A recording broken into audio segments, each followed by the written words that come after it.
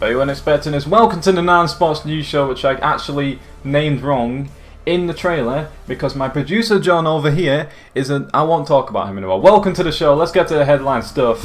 Alexis Sanchez has become so clueless he doesn't actually know what day it is anymore. He can't play football and now he doesn't actually know how to tell what day of the week it is. That's how bad he's become. He's getting paid 400k a week and he can't even do that. It's gone all downhill for him.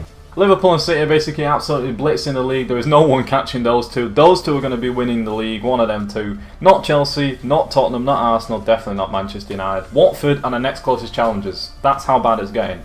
Burnley somehow dropped 4 goals out of nowhere and put Huddersfield Town bottom. I like this club. Are you mad? How do you put... I mean, calm head now, just calm head.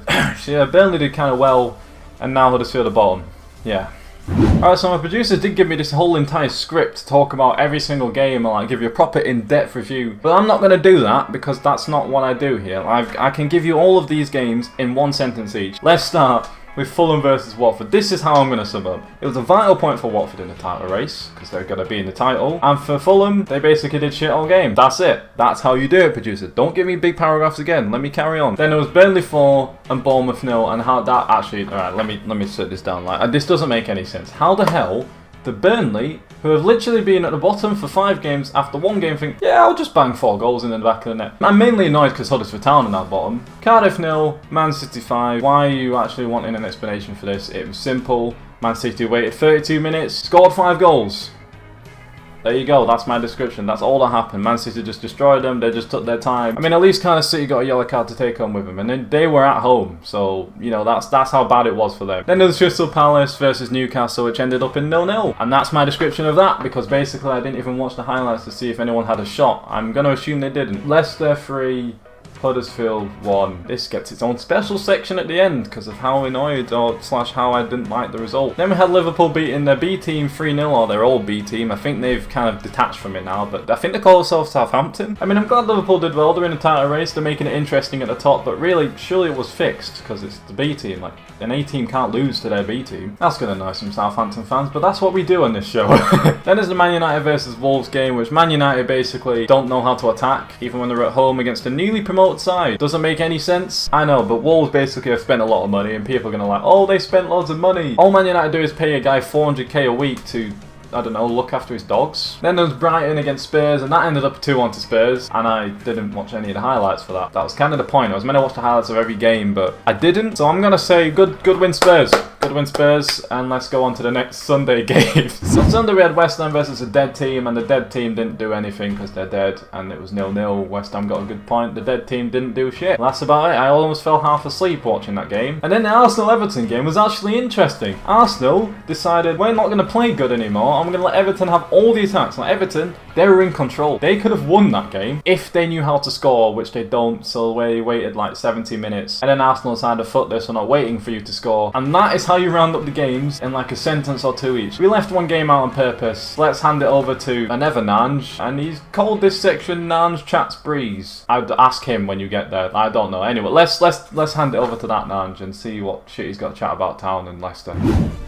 There's no need to ask why I called it this. Basically, just listen up, because I'm about to chat shit about Leicester versus Huddersfield Town. This gets its own section in the show. We played Leicester last weekend. It looked promising because basically Leicester are an okay team, but we could maybe, I don't know, nick a point. And then we went ahead and put a 5-back formation out. Again, against every single team. Like, can we not put a 4-back with a 10 in the middle of the team? Like Alex Pritchard, I'm pretty sure we could take him out of the dungeon or wherever we've hidden him and use him. So starting with this 5-back formation that we seem to like adore so much, and then we scored, to be fair. I'll take that bit back. I won't actually, I've got more to rant about 5-back formations, but we scored first. When we score first, we generally don't lose. Like, and I'm not saying we always don't lose. If we score against Man City, we're gonna lose still if we score first, doesn't matter. But like, over the years of me watching, if we score first, generally we at least get the point. Although I'm pretty sure that's because we don't score so often, so when we do, we normally just we're good on that day, but other days we're just shit. I'm not even going to go into our goal scoring because Wagner's addressed it himself, as everyone else had many months ago, but he's now finally addressed it. I don't know how he's going to fix it. Let's just trust in him and hope, because there's more I've got to talk about this game, especially how we conceded the first goal.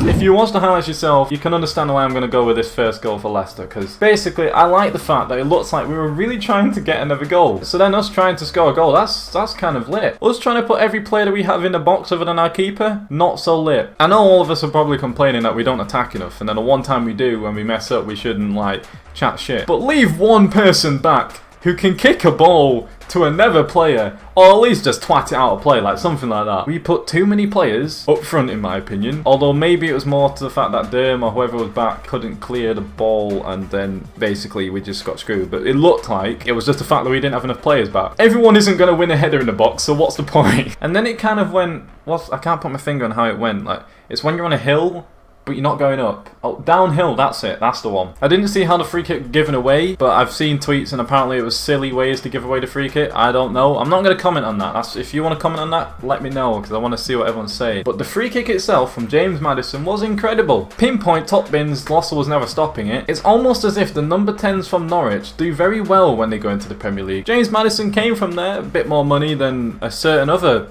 cam from Norwich that we signed that is still hidden and no one knows where he is. It's almost as if we should play these people in our team more often. And then the third goal happened, and like third goal we were already losing at this point. It was over basically. That was it. Please, Town, play a 4-back formation with 2 CDMs with 3 in the midfield above that and 1 striker, or maybe a new formation that's attacking, that's got just an attacking formation, please. And I mean, 6 games in, we've got 2 points and we have minus 11 goal difference. It's not that bad.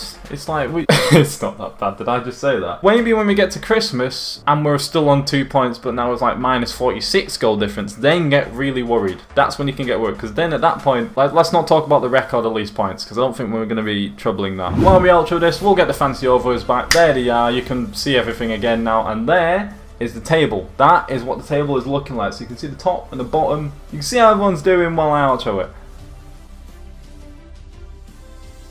And it's the middle of the week. This is when it will be posted, obviously, so you got the time to like react to what happened and a bit of time to think what's going to happen next. That's it. Let me know in the comments your thoughts, all that stuff. Like it if you liked it. Subscribe if you're new, because obviously this is a new channel. Hit the bell. And I'm going to be back for you next week. How about that? This is going to be a regular thing. I'll see you then. And yeah, see ya.